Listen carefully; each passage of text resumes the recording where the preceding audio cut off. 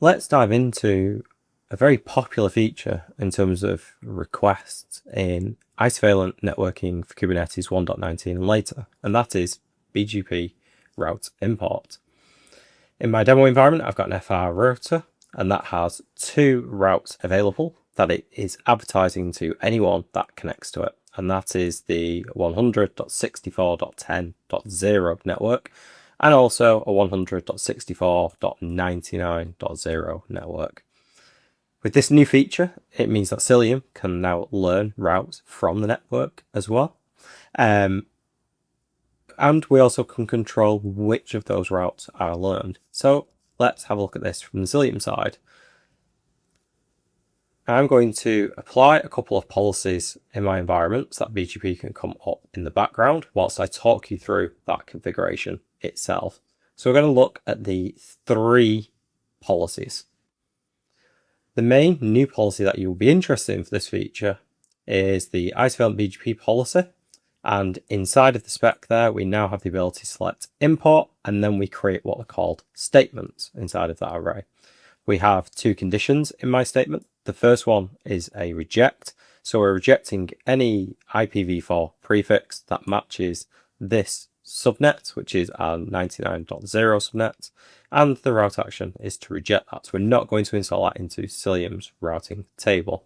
Below that, we then have a second stanza, which allows our 10.0 network, and that route is going to be accepted into our route table. Below that, we then have our normal BGP peer configuration YAML. Inside of that, when we have the peers and the families that we want to advertise on, which is IPv4, you can see we've also then specified to use a import policy reference that allows Cilium to import. It knows as it's acting as a BGP router that it can also import routes. And then finally, below that, we have our normal BGP cluster configuration. That just sets up BGP to be running inside of our cluster, which nodes that it's going to run inside our cluster, and also its configuration of the upstream routers that it's going to connect to, and then finally any additional peer configurations in place.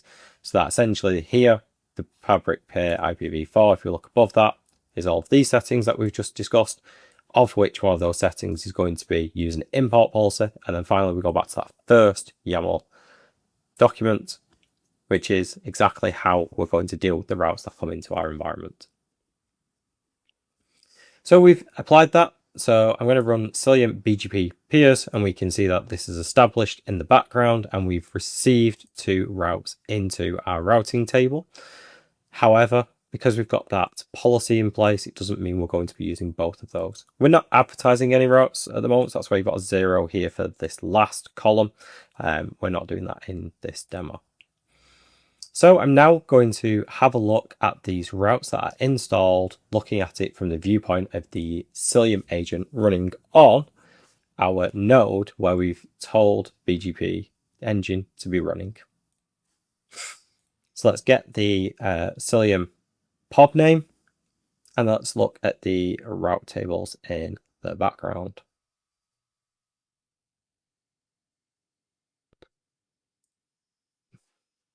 Okay, so there's a lot of information printed out here, so I'm going to have to make this terminal just slightly smaller. But essentially, we're showing the desired routes that are in our route table, and we can see we've got the 64.10.0 network, and then we've got our default route as well. We do not have that 99.0, so that means our policy is working, which is great. And I can also look at this from the boundary from Cilium's internal state to the host network stack itself, and verify that the imported routes reach the Linux kernel routing table. So that's the Linux host that is running our Kubernetes cluster for that particular node. And we can see here that it's been installed. And then this is just the device that's being used on the host itself. My host only has one network device in this demo. Let's also double check and make sure that we're not receiving the route for the 1.99 network and it's being installed anywhere. And we can see that comes back empty, which is fantastic. That's what we expected to see. And then finally, we've also added the ability to debug this policy import feature. So let's look at the first command for this. So we're going to use that cilium-dbg command on the Cilium agent itself. So let's have a look at the routes that have come through. So again, this matches that configuration that we expected to see. And then finally, we also have a route, a BGP route -policy command as well that we can run inside of the Cilium agent.